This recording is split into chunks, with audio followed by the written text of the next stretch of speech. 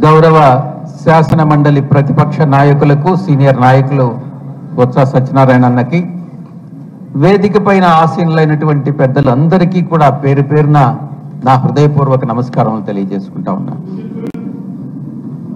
తిరిగి ఉత్తరాంధ్రకు రావడం చాలా సంతోషంగా ఉంది. మీ అందరితో కలిసి పని చేయాలన్నటువంటి ఆకాంక్షతో మళ్ళీ తిరిగి ఇక్కడికి వచ్చాను. ఈ సందర్భంగా మనం ఈ యొక్క గతంలో ఎక్కడ ఏ కార్యాలయం నుంచి అయితే పనిచేశామో, జీవీఎంసీ ఎన్నికల్లో ఎక్కడి నుంచి అయితే పనిచేసి విజయం సాధించామో, ఇది ఒక అదృష్టమైనటువంటి ప్రదేశంగా భావించి ఇక్కడ తిరిగి ఈ ఆఫీసుని పునరుద్ధరించాలి అన్నటువంటి నిర్ణయాన్ని అమర్కి తెలిపినప్పుడు నేను అమర్ అందరం కలిసి మల్లా విజయప్రసాద్ గారిని కోరినప్పుడు ఆయన దానికి ఎటువంటి కాలయాపన లేకుండా అంగీకరించి మొత్తం ఖర్చంతా ఆయన భరించి దీన్ని పునరుద్ధరించడం అన్నటువంటిది ఆయన్ని ఈ సందర్భంగా అభినందించాల్సినటువంటి విషయం. నా మనస్ఫూర్తిగా అందరం కూడా అభినందిస్తా ఉన్నాం. ఇక గతంలో విశాఖపట్నంలో మన జిల్లా అధ్యక్షులు చెప్పినట్టుగా 97, 92, 95 ఈ రకంగా 70, 60 తేడాతో మనం ఓడిపోవడం జరిగింది. కానీ అది తిరిగి పునరావృతం కాకుండా మనం చూసుకోవాలి. దానికి కారణాలు ఏంటి అన్నటువంటిది మనమే ఇంట్రాస్పెక్షన్ అన్నటువంటిది చేసుకోవాలి. కారణాలు తెలుసుకుని ఆ కారణాలకు ఏదైతే సమస్యలు ఉన్నాయో, ఏదైతే కారణాలో ఆ కారణాలని మనం రెక్టిఫై చేసుకునే, పొరపాట్లను రెక్టిఫై చేసుకునేటటువంటి ప్రయత్నం మనం చేయాలి. నాకు తెలిసినంత వరకు కొన్ని ఎందుకనంటే నేను కూడా నెల్లూరు నుంచి ప్రత్యక్ష ఎన్నికల్లో పోటీ చేసి ఓడిపోయాను కాబట్టి ప్రత్యక్షంగా నాకు కూడా కొన్ని అనుభవాలు వచ్చాయి. నాకు తెలిసినంత వరకు ప్రత్యక్ష ఎన్నికల్లో పాల్గొనేటటువంటి ఏ వ్యక్తి కూడా అన్ని సామాజిక వర్గాల్ని, ఏ సామాజిక వర్గము మనది కాదు, ఏ తరగతి మనది కాదు, ఏ వర్గము మనది కాదు అన్నటువంటి భావన మనసులో నుంచి తొలగించి ప్రతి ఒక్కరూ మనకు కావాల్సినటువంటి వాళ్ళే, ప్రతి ఒక్కరూ మన ఓటర్సే, ప్రతి ఒక్కరి ఆకాంక్షల మేరకు మనం పనిచేయాలి. వాళ్ళ అభిమతాల్ని, వాళ్ళ యొక్క ఆశలని, ఆకాంక్షలను తెలుసుకుని దానికి అనుగుణంగా మనం పనిచేయాలన్నటువంటిది నేర్చుకున్నప్పుడే మన విజయానికి దారి తీస్తుందని నేను ఈ సందర్భంగా మీకు తెలియజేసుకుంటా ఉన్నా. ఓడిపోయామని నిరాశ చెందాల్సినటువంటి అవసరం లేదు. కొంతమంది ఈరోజు విమర్శిస్తా ఉన్నారు, కొత్త ప్రభుత్వం అధికారంలోకి వచ్చి ఇంకా 6 నెలలు కూడా కాలేదు, ఇప్పుడే కార్యక్రమాలు చేపడుతున్నారా? ఆల్రెడీ ఎవరైతే కార్యకర్తలు ఆర్థిక భారంతో చితికిపోయి ఈరోజు లేవలేని పరిస్థితులు ఉన్నారో వాళ్ళ మీద ఫర్దర్గా మీరు మోపడం ఎంతవరకు సమంజసం అన్నటువంటి విషయాన్ని ప్రశ్నిస్తా ఉన్నారు. నేను ఒకటే చెప్తా ఉన్నారు, రీసెంట్గా చాలా విజయవంతంగా రైతులకు సంబంధించినటువంటి కార్యక్రమం చేశాం. అన్నగారు చెప్పినట్టుగా, బొత్సన్న గారు చెప్పినట్టుగా రేపు 27వ తారీఖు విద్యుత్. ఈ యొక్క సమస్యలన్నీ కూడా మన కోసం వెయిట్ చేయి. ఆ సమస్య వచ్చినప్పుడు ప్రభుత్వం తీసుకుంటున్నటువంటి నిర్ణయాలు ఏదైతే ఉన్నాయో అవి ప్రజా వ్యతిరేకము అన్నటువంటిది మనం ప్రజలకు తెలియజెప్పాల్సిన బాధ్యత ఒక ప్రతిపక్షంగా మన మీద ఉంటుంది. అందుకే ఈరోజు కార్యకర్తల మీద భారం మోపడం అన్నటువంటిది ఇష్టం లేకపోయినప్పటికీ కూడా ప్రజా సమస్యల్ని మనం ముందుకు తీసుకెళ్ళాలి. ఎప్పుడైతే అది ప్రజా సమస్య ఉత్పన్నమవుతుందో ఆ ఉత్పన్నమైనప్పుడే మనం ఉద్యమించాలి అన్నటువంటి విషయాన్ని దృష్టిలో పెట్టుకుని అధ్యక్షుల వారు ఈ రకమైనటువంటి నిర్ణయాలు తీసుకోవడం జరుగుతూ ఉంది.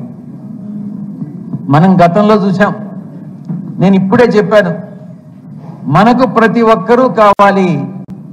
మనకు అగ్రవర్ణాలు కాదు, బీసీలు కాదు, ఎస్సీలు కాదు, ఎస్టీలు కాదు, ప్రతి ఒక్కరూ కూడా ఎవరిని కూడా ఇగ్నోర్ చేయాల్సినటువంటి అవసరం లేదు, చేయకూడదు కూడా. ప్రతి ఒక్క సామాజిక వర్గం మనకు అవసరమే అన్నటువంటి దాన్ని దృష్టిలో పెట్టుకొని గతంలో తప్పకుండా అంటే పేదలు, బడుగు బలహీన వర్గాలు ఆర్థిక రాజకీయ సహకారం ఎవరికైతే అవసరం ఉందో ఏ సామాజిక వర్గంలో ఉన్నప్పటికీ కూడా వాళ్ళందరికీ కూడా మనం సహకరించాల్సినటువంటి ఆవశ్యకత మన మీద ఉంది అన్నటువంటి విషయాన్ని నేను తెలియజేసుకుంటా ఉన్నా. ఒక్క పేదరికం అన్నటువంటిది కొన్ని సామాజిక వర్గాల్లో ఎక్కువగా ఉండొచ్చేమో కానీ అగ్రవర్ణాల్లో కూడా పేదరికం ఉండదు అని మనం చెప్పడానికి లేదు. అది పేదరికం ఎక్కడున్నా కూడా ఏ సామాజిక వర్గంలో ఉన్నా కూడా బడుగు బలహీన వర్గాలు ఎక్కడున్నా కూడా వాళ్ళందరికీ మనం చేదోడు వాదోడుగా ఉండాలి. వాళ్ళని అభివృద్ధి మిగతా సామాజిక వర్గాలతో పాటు మిగతా వర్గాలతో పాటు అభివృద్ధి చెందించేటటువంటి కార్యక్రమం మనం చేపట్టాలి అని ఈ సందర్భంగా నేను విన్నవించుకుంటా ఉన్నా. మనం పెట్టేటటువంటి పథకాలు ఏది కూడా ఒక సామాజిక వర్గాన్నో ఒక మతాన్నో ఒక కులాన్నో ఆధారం చేసుకొని కాకుండా బడుగు బలహీన వర్గాలు ఎక్కడ ఉన్నా కూడా వాళ్ళందరికీ కూడా ఈ యొక్క సంక్షేమ పథకాలు అందేలా చేసినప్పుడే మనకు బంగారు భవిష్యత్తు ఉంటుంది అని నేను మీ అందరికీ కూడా సభాముఖంగా తెలియజేసుకుంటా ఉన్నా. ఎందుకంటే ప్రచారానికి వెళ్ళినప్పుడు కొంతమంది నన్నే ప్రశ్నించారు, మీ ఓటు మాకు అక్కర్లేదంట కదా అని నన్ను అడిగారు. నేను ఒక్కటే చెప్పాను, మీకు కావాల్సింది కొన్ని వర్గాలు మాత్రమే, మా వర్గాలకి మా ఓట్లు మీకు అవసరం లేదని మీరు చాలా స్పష్టంగా చెప్పారు కదా అని నేను ప్రశ్నించడం జరిగింది. కాదు, ప్రతి ఒక్కరూ అవసరమే. ఏ సామాజిక వర్గానికి చెందినటువంటి వ్యక్తి అయినా కూడా పేద బిలో పావర్టీ లైన్లో ఉన్నా లేకుంటే అవసరాలు ఉన్నా ఏదున్నా మనం ఆదుకోవాల్సినటువంటి అవసరం మనకు ఉంది అన్నటువంటి విషయం. ఇక రెండవ కారణం కార్యకర్తలు. నిజంగా 5 సంవత్సరాల కాలంలో కార్యకర్తలు కొంత అసంతృప్తికి లోనైనటువంటి మాట, కొంత కాదు, కార్యకర్తలు అసంతృప్తికి లోనైనటువంటి మాట వాస్తవం. దానికి మనం అందరం కూడా బాధ్యులమేనన్నటువంటి విషయాన్ని నేను తెలియజేసుకుంటా ఉన్నా.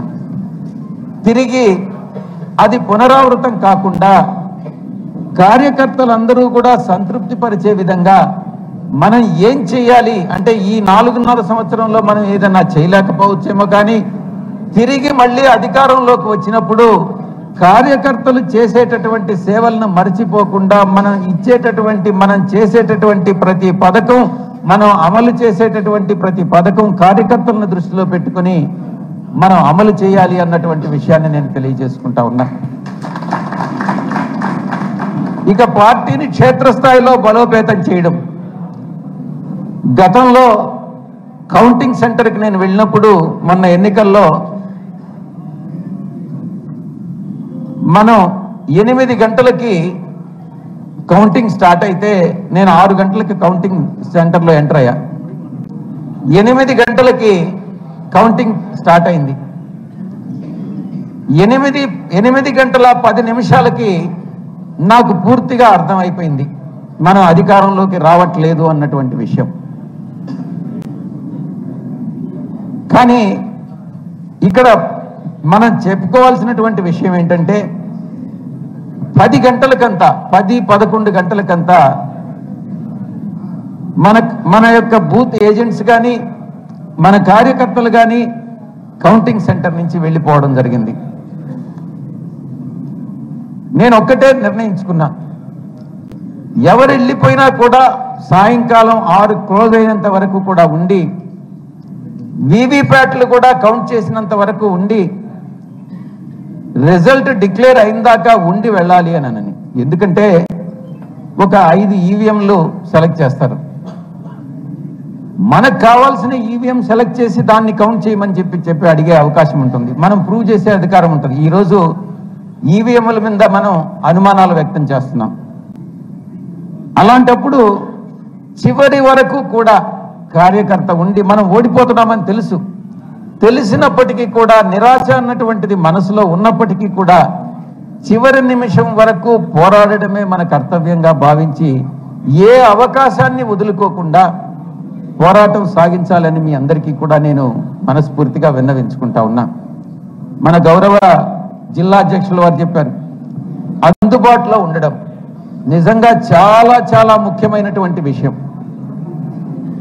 అధికారంలో ఉన్నప్పుడు కొన్ని సందర్భాల్లో అధికారిక కార్యక్రమాల వల్ల మనం అందుబాటులో ఉండకపోవచ్చేమో, కానీ ఇప్పుడు అధికారం లేనప్పుడు ప్రతి ఒక్కరికి కూడా ఎప్పుడు ఫోన్ చేసినా, అంటే మీరు రాత్రి 11 గంటలకి చేయమని నేను చెప్పట్లేదు, ఏ సమయంలోనైనా కూడా ఎమర్జెన్సీ ఎప్పుడైనా చేయొచ్చు.